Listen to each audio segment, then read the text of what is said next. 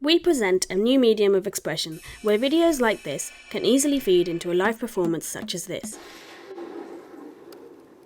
Each time the user touches one of the figurines, a specific sound is heard and the corresponding drum is hit in the output video. How can we adapt a typically audio-only medium such as live looping to create video? Can we prepare clips that then enable a live video performance, controlled through inputs such as keyboard or tangible widgets, or instructions from other sources? Our prototype supports this new medium of expression by associating video synthesis commands with actions. Here we assign the actions flicker left, flicker right, and rest to the candle flame. Tagging of example frames is all that is needed. Later, the performer simply operates on those few actions, interactively controlling a large number of randomized candles as if triggering gusts of wind. A little bit of tagging effort during video preparation ensures that all flames flicker in the same direction at showtime. We show a close-up of the preparation process. First, the user defines a new actor and a spatio-temporal tube they'll want to trigger during the performance. Tracking and then segmentation are semi-automatic, saving substantial effort in the longer sequences, especially when the tube isn't contiguous. Crucially, the system accepts manual corrections where the computer vision goes wrong. The actor's appearances can be split further into actions again by tagging a few example frames. Here, this car actor is simply invisible or visible and crossing the scene.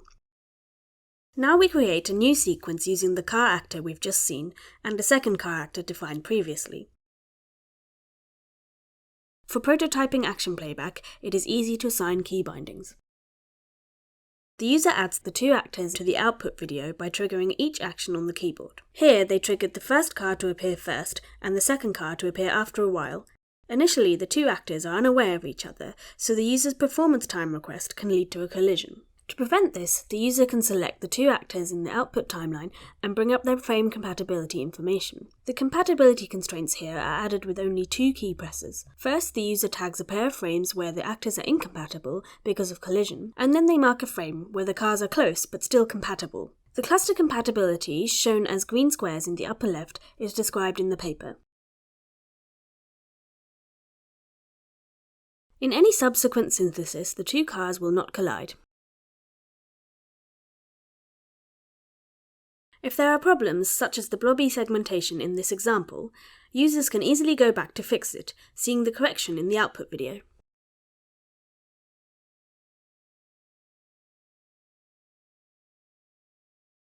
Now we show a range of video performances made using our system. Here, each figurine is associated to a sound and to a specific drum hit. We can trigger the actions just by touching the figurines. After advice from one of the digital artists, we added a performance mode that responds instantly by making a jump cut to a frame with the newly requested action. The default performance mode looks smoother, but requires the artist to anticipate the upcoming action, such as raising the stick before a hit.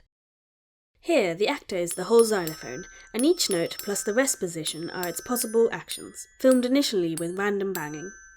Now the artist can easily play any song live.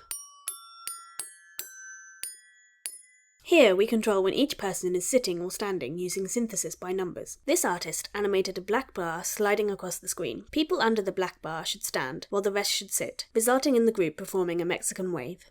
This method allows us to quickly change the output and experiment by simply changing the bar animation.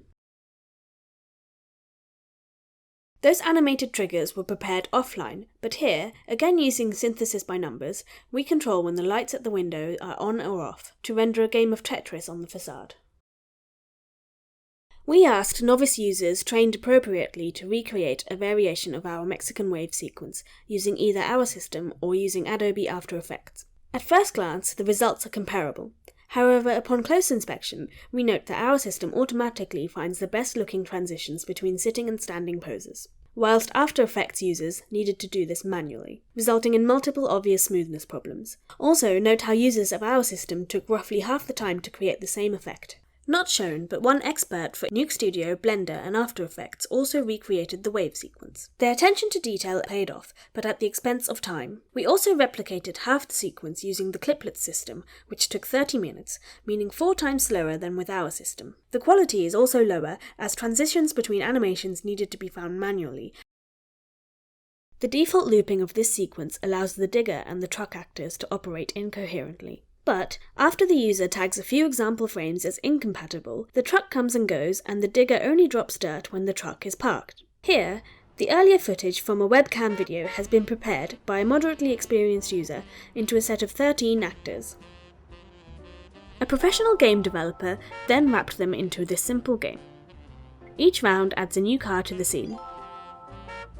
A player can start and stop a car, but once across, it will loop blindly, gradually filling up the intersection.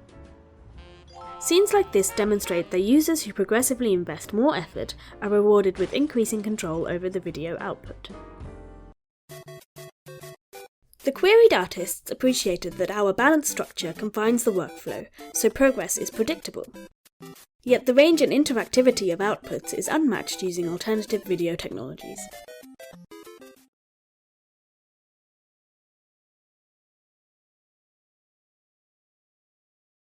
To summarise, we've presented technology for expression that enables live video performances, akin to audio live looping, and we hope our prototype will inspire new creations. Thank you!